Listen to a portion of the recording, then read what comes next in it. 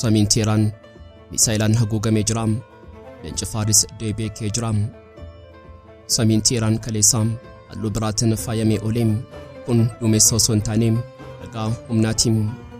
Iraan addunyaatti keessattuu diinota ishee kanneen ishee laafatteetti dugda ishee cabsineerraa jechuun ililchaa turaniif agarsiisa waraanaa seenaa keessatti isa hunda caalaa sodaachisaa fi dinqisiisaa ta'e dhiyeessitee jirti. Kun shaakala miti, kun aartii waraanaati. Dhokaasaa qofa osoo hin taane kun ergaa ani jira nammoo adda jedhudha. Iraan agarsiisa waraanaa kanaaf maaliif yeroo kana filatte kan jedhuufi iccitii ijootaan isin dhageessisuuf qabannee jirra. Addunyaan waraana baay'ee sodaachisaa ta'e tokkoof qarqara irra geessee jirti.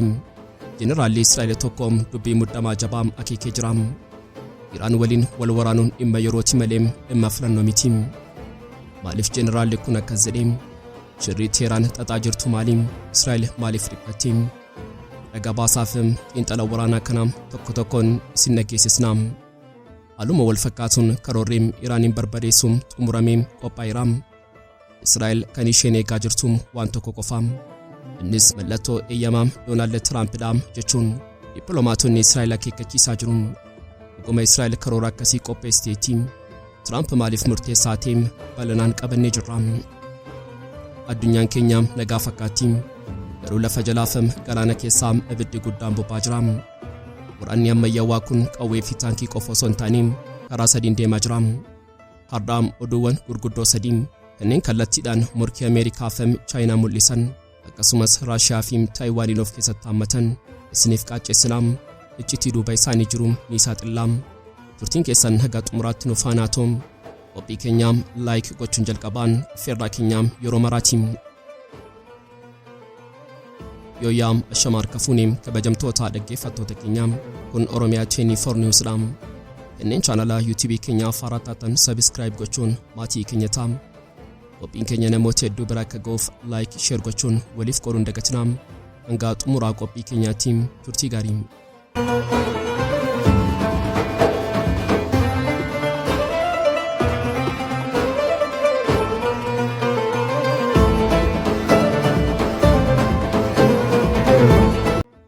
Har'a Iraan addunyaatti keessattuu diinota ishee kanneen ishee laafatteetti dugda ishee cabsineerraa jedhanii ililchaa turaniif agarsiisa waraanaa seenaa keessatti isaan hunda caalaa sodaachisaa fi dinqisiisaa ta'e dhiyeessitee jirti. Kun shaakala miti, kun aartii waraanaati. Inni dhokaasaa qofa osoo hin taane ergaa ani jira nammoo adda jedhudha. Akka gabaasaa Israa'el hayyoom jedhutti wanti samii Iraan irratti mul'ate filmii saayinsii fakkaata. Misaa'elonni baalaastikii kumaatamaan lakkaaman akka rooba gannaatti wal faana yeroo tokkotti dhukaafaman samii haguuganii mul'atan. Hubadhaa kun misaa'ela lafarraa qofa miti. Wanti hunda caalaa nama ajaa'ibu dirooniiwwan yookaan xiyyaarota nammaleeyyii kumootaan lakkaamanidha. Isaan kun akka tuuta kanniisaatti samii keessaa bifa gurmuutiin tooftaa ajaa'ibaan yeroo balali'an raadarrii diinaa kamiyyuu isaan adda baasee rukutuu waan hin danda'amne fakkaata. Daanarraam waan haaraa agarsiistee jirti. Teknooloojiin saturation strike yookaan yeroo tokkotti bakka tokko misaa'ela hedduun gubuu diina kamiifiyyuu ergaa tokko dabarsa. Sirneetti isaa keessan kamiyyuu ayirandamiisteem David Slingam humna kanaan dura dhaabbachuu hin danda'u. Iraan agarsiisaa waraanaa kanaaf maaliif yeroo kana filatte kan jedhu gaaffii ijoodha. Ji'oota muraasa dura diinni Iraan barbadoofteetti jedhee yaadaa ture. Waraana waxabajjii booda Iraan kuufama misaa'ela ishee fixatteetti jechuun tilmaaman. Garuu har'a Iraan waan addunyaan hin eegne raawwattee jirti.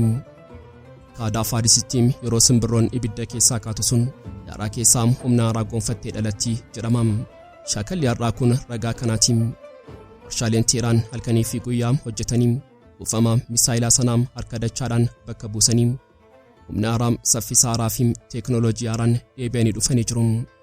Iraan madaan koo fayyeeraam humni koo immoo dachaateera jetti.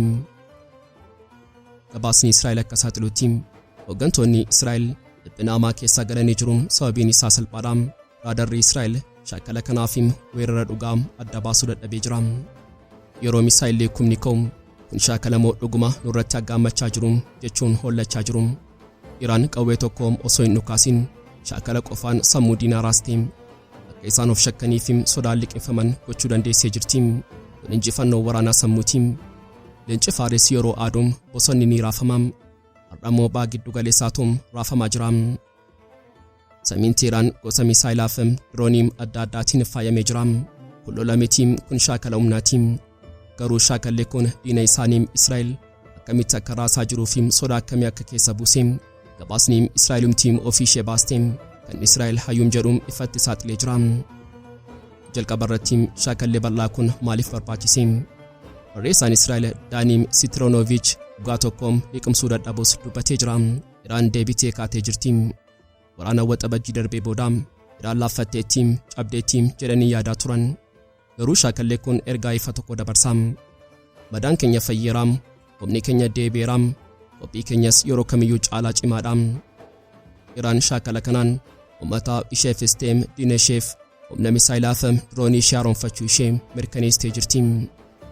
Wanti nama ajaa'ibu garuu haala hooggantoonni Israa'el shaakala kanaan itti simatanidha. Gabaasicha akka jedhutti Israa'el sodaa garmalee keessa galtee jirti. Sodaan isaanis Iraan shaakala jedhanii gowwoomsanii osoo nuti hin beekin tasaam weerara banuu yoo danda'anoo jedhanii hollachaa jiru. Sababiin isaa ifadha. Hooggantoonni Israa'el erga Ofaana Laqsaam onkololeessaa 7 sanaatiin ofitti amanamummaa ga'umsa isaan irratti qaban dhabanii jiru. Waan argan hundaam akka waan isaan rukutuuf dhufuutti hiikkatu. Shaakalli Iraan qofti Israa'elotaaf siinaariyoo yookaan dhimma isa hunda caalaam sodaachisaa ta'e itti mul'achaa jira. Oduun kun yeroo ba'u Neetaanyahuun pireezidaantii Ameerikaa Tiraamp mariisisuuf gara Filooriidaa deemuuf jira. Garuu osoo inni achi hin geenye gabaasni inteleejensii Israa'el waan tokko mirkaneessa. Iraan saffisaa nuti hin eegneen warshaalee fi buufataalee misaa'elaa ishee deebistee ijaarrachaa jirti. Kun Israa'elotaaf oduu gaddaati. Osoo isaan Tiraampiin nu gargaara jedhanii kadhatanii Iraan garuu of danda'uun humna ishee harka dachaadhaan deebistee ijaarrattee kunoo samiirraa roobsaa jirti. Gabaasni kun wanti mirkaneessu tarsiimoon Iraan milkaa'ee jira. Iraan waraana malee shaakala qofaan sammuu diinaa ishee keessatti mo'atteetti. Israa'el shaakala kanaaf lola dhugaa adda baafachuu dadhabdee dhiphina keessa jirti. Leenci faaris madaa isaa arraabbatee deebi'ee ka'uun isaa diinota isaa hirriba dhowwee jira. Addunyaan waraana baay'ee sodaachisaa ta'e tokkoof qarqararra geessee jirti. Jeneraalli Israa'el tokko dubbii muddamaa Jabaa akeekee Iraan waliin wal waraanuun dhimma yerooti malee dhimma filannoo miti. Akkam gabaasaa kanaatti Jeneraalli Israa'el Zaafiikaam Haayimaawoviich ajajaan duraanii humni ittisaa qilleensaa Israa'el iccitii sodaachisaa tokkoom saaxileen fedhiin Iraan humna nuukileeraa qabaachuu tasaam hin jijjiiramne. Asirratti wanti hubatamuu qabu Iraan biyya salphaatti harka kennattu miti.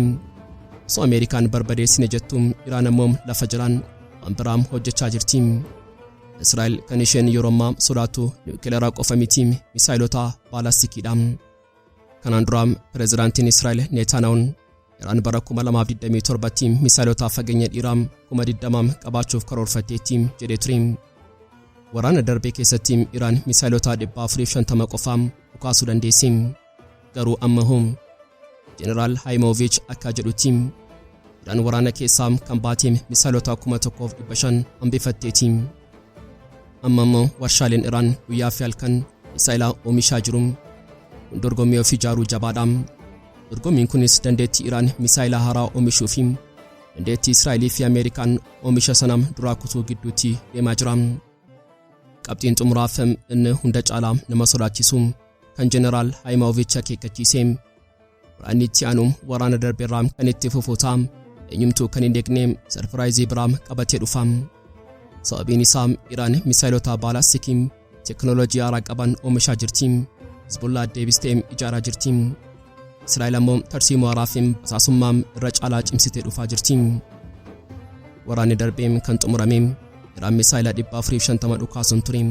Waraanni itti aanu garuu kanumarraa ka'ee sadarkaa biraatti ce'a.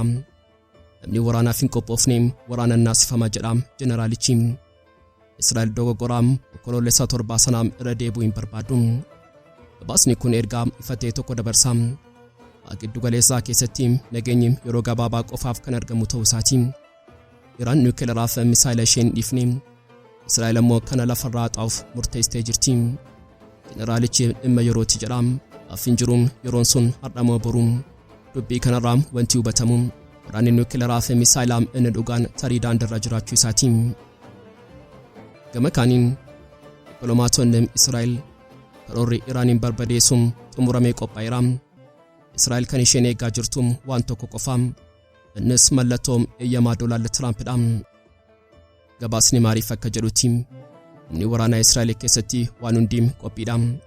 Xiyyaarri qophiidha, misaa'elli qophiidha, basaastonnis bakka qabatanii jiru.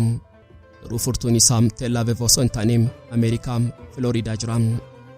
Torban dhufu Neetaanoon gara Filooriidaa bakka jireenyaa pireezidaantii Ameerikaa Doonaald Tiraamp deemuuf jira. Akka gabaasaa kanaatti Israa'el faayilaa guddaa tokko qabattee deemaa jirti. Faayilli sunis karoora ijaarsa humna waraanaa Iraan barbadeessuudha. Israa'el ayyama barbaaddiin Tiraamp maal murteessaa? Addunyaan gurrashee wal argee Filooriidaa kanatti qabdee eegaa jirti. Ergaam faayilli Israa'el Tiraampitti agarsiisuuf qopheessite sun maal of keessaa qaba kan jedhu gaazexaan Israa'el Maaliif ifatti ka'ee jira. Israa'el waraana kana waraanaa barbadeessuu jettee moggaafte. Kaayyoon isaa lafa qabachuu miti. Kaayyoon isaa sadiidha. Tokko marsaa misaa'elaa bakka buufataalee misaa'elli Iraan irraa ka'u dhibbaan lakkaa'aman daaraa gochuudha. Lama warshaalee oomishaa bakka misaa'elli Dirooniin itti oomishaman barbadeessuudha. Sadaffaan ammoo holqa lafa jalaatiin akkuma gabaasa darbeeratti hakiikni magaalota misaa'ela lafa jalaa sanaa hiikuudha. Israa'el yeroo itti aanu yoo Iraan waliin wallollee humna misaa'elaa ishee dhibbeentaa guddaan balleessuu qabna jetti. Kun immoo waraana salphaa miti, waraana guutummaa Baha Giddu-galeessaa raasuudha. Jeneraalonni Israa'el karoorri hundi minjaalarra jira, Tiraamp qofatu hafa jedhu. Torban dhufu torban murteessaa Baha Giddu-galeessaa fi addunyaa ta'uu mala.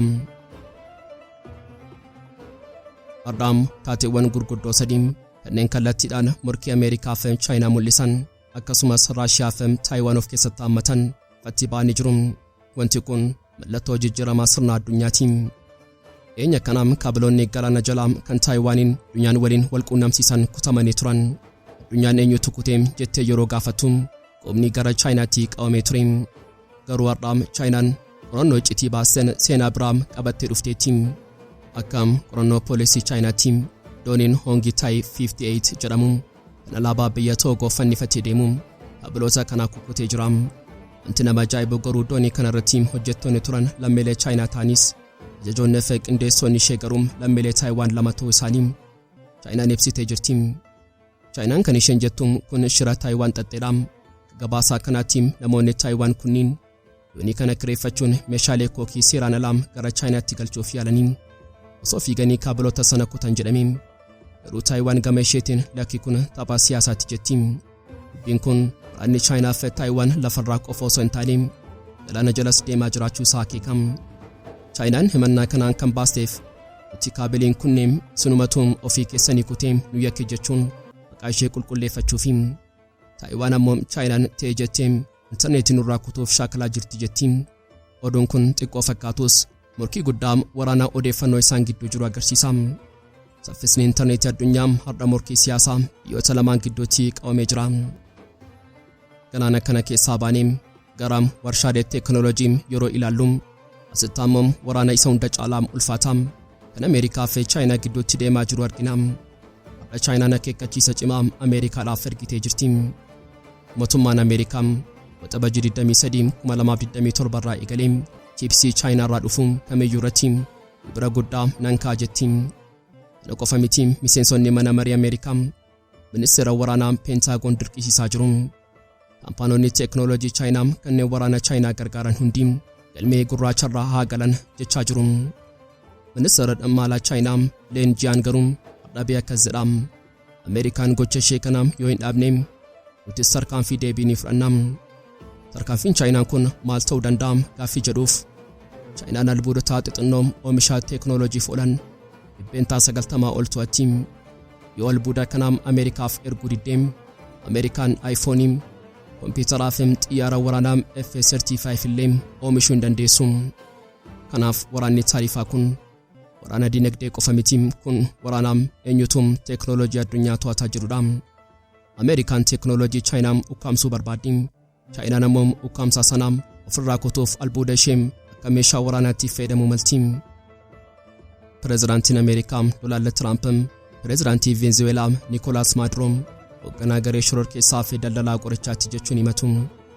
Ameerikaan doonii zayitii Venezuelaa kamiyyuu midhaanirraa akka hin deemne nan dhorkaa jechaa jirti. Yeroo asirratti wanti haaraa jiru Raashiyaa fi Chaayinaan mana maree nageenyaa UN irratti Ameerikaa cimsanii balaaleffatanii jiru. Ambaasaaddarri Raashiyaa gocha Ameerikaa kun seera addunyaa cabsuudhaan kun waraana bansiisuudha jedha. Ambaasaaddarri Chaayinaas nuti Venezuelaa cina dhaabbanna jedha. Kun kan agarsiisu asiin dura Ameerikaan Venezuelaa irratti waan barbaadde gochuu dandeessi turte. Har'a garuu Raashiyaa fi Chaayinaan lakkii bakkuma dhiibbaa kee dhufne si morminaa jechaa jiru. Venezuelaan dirree morkii humnoota gurguddoo taateetti. Ameerikaan qarqara isheetti diina ishee arguu hin barbaadu. Raashiyaa fi Chaayinaan ammoo qarqara Ameerikaatti michuu qabaachuu barbaadu. Walumaa galatti muddamni yeroo ammaa humnoota gurguddoo addunyaa gidduutti dhalate. Galaana jalaan keebiliin, teknoolojii keessaan chiipsii, lafaa fi galaanarraan oggoraa Venezuelaadha. Akka sadeen kanatti waldhabdeen Chaayinaa fi Ameerikaa akkasumas Raashiyaa fi Ameerikaa sadarkaa sodaachisaa irra ga'ee jira. Bara 2025 keessa waraanni qawwee hin dhukaane garuu kan dinagdee fi teknoolojii diiguu danda'u mootummaatti jalqabeeraa jechuudha.